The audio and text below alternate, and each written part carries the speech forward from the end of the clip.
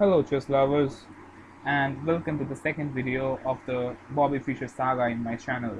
So today I'm going to show you really a fantastic game between Robert James Fischer or Bobby Fischer against Boris Spassky, one of his greatest chess rivals.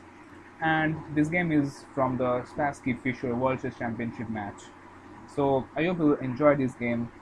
So please watch this video till end, and if you're new to my channel, please subscribe it and press the bell icon in order not to miss my future uploads. So without further waste of time, let's begin. So Bobby Fischer with the white pieces opened up with c4. So we have the English opening on the board, and now e6 by Boris Spassky. Knight f3, d5, b4, basically transposing the English opening into the Queen's Gambit decline. And now knight to f6. Here we have knight to c3, bishop to e7, bishop g5, castles by black. So all these are very standard stuffs in Queen's Gambit decline. Both the players are just developing their pieces one after another. But okay, here we have e3, h6, just striking this bishop. Here we have bishop to h4 and now b6.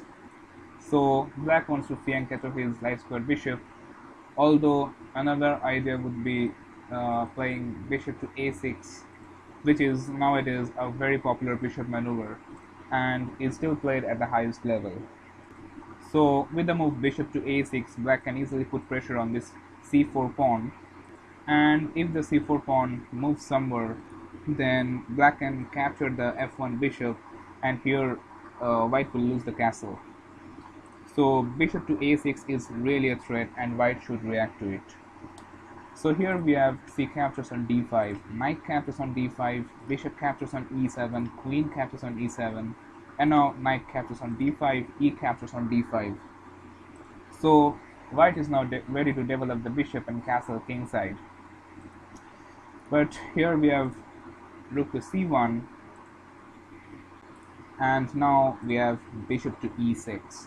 So Spassky saw that it's basically useless to fianchetto the bishop, since this d5 pawn would be a blockage in the bishop's diagonal. So he played bishop to e6 and now queen to a4 by Fischer.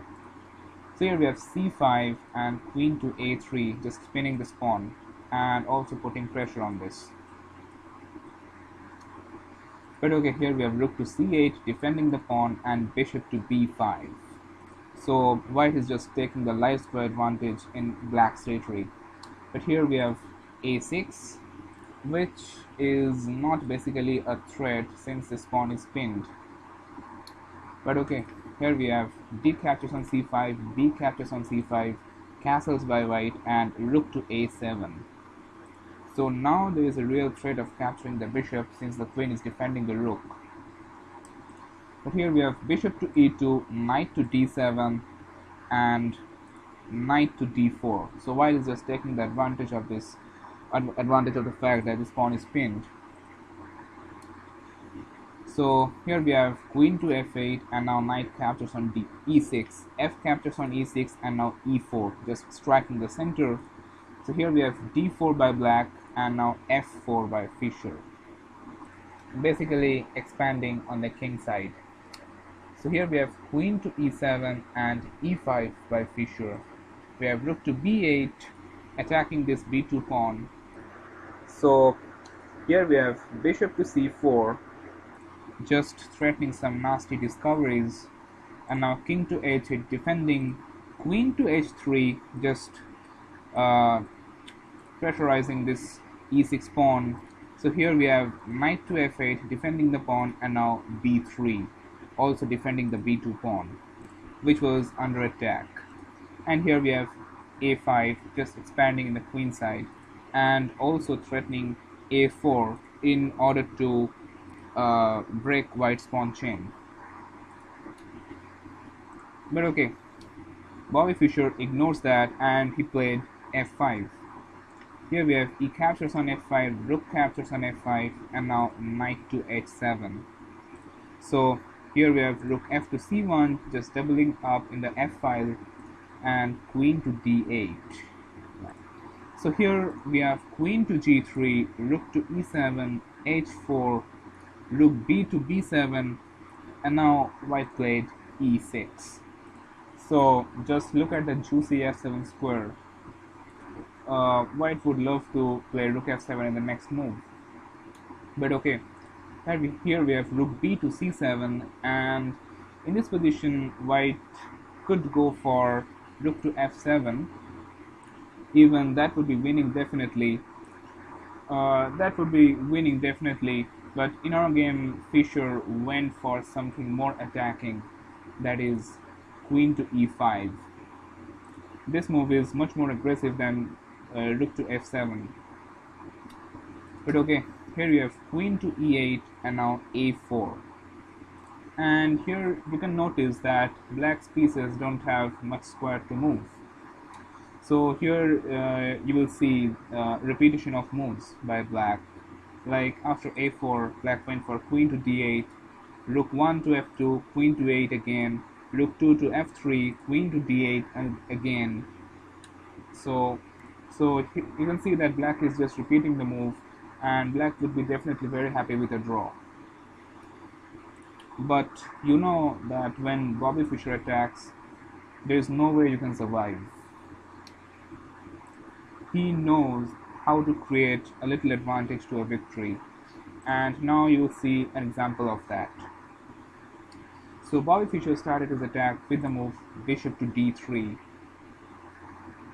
Here we have queen to e8 again, and now queen to e4, already threatening some nasty discoveries, or rather some nasty checkmating threats.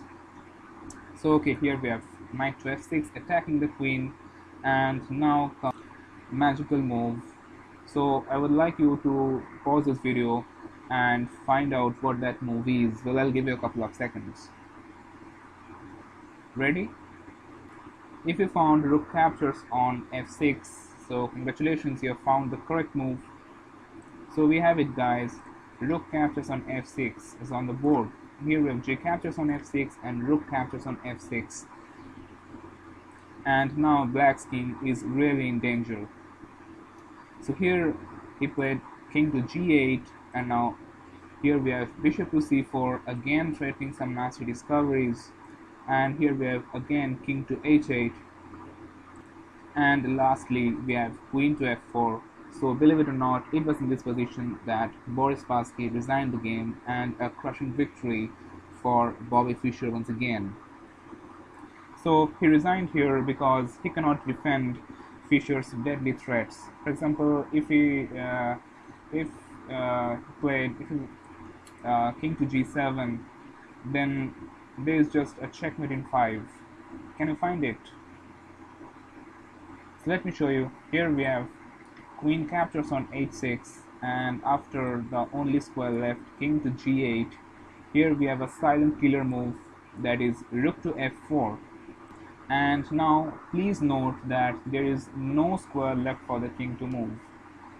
So if black tries to defend with the rook, like rook to g7, then e7 comes with check, and there's only one square left, that is queen to f7.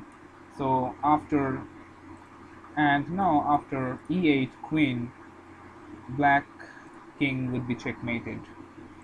So after Fischer played queen to f4, Boris Spassky of course calculated that the checkmate is inevitable, and it's just useless to continue the game from this position. So he resigned it. I hope you have enjoyed this video. If you like this video, please share it with your friends and relatives, and please do subscribe my channel and support me. Thank you for watching.